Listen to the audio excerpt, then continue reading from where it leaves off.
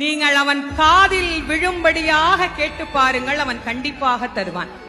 நிறைய பேர் சொல்றாங்க, நாங்களும் கேட்டுட்டு தாங்க இருக்கிறோம், எங்களுக்கு அவன் கொடுக்க மாட்டேங்கிறான் அப்படின்னா, இறைவன் வெளியிலிருந்து நாம் கொடுக்கின்ற எந்த பொருளையும் தனக்கென ஏற்றுக்கொள்வதில்லை. நானே தயாரித்து ஒன்று கொடுத்தால் இறைவன் அதை ஏற்றுக்கொள்வான்.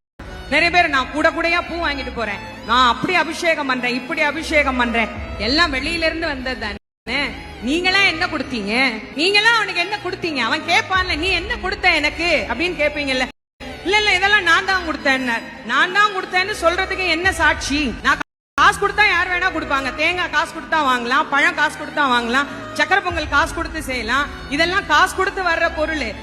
நானா உன்னை உருவாக்கி அவனுக்கு கொடுக்கணும், அது என்ன முடியும்? என்ன அவனுக்கு நானா கொடுக்க முடியும்? நானா அவனுக்கு தரக்கூடிய விஷயம் என்று ஒன்று இருந்தால் 2 சொட்டு கண்ணீர், அதை தவிர வேற ஒண்ணுமே கிடையாது.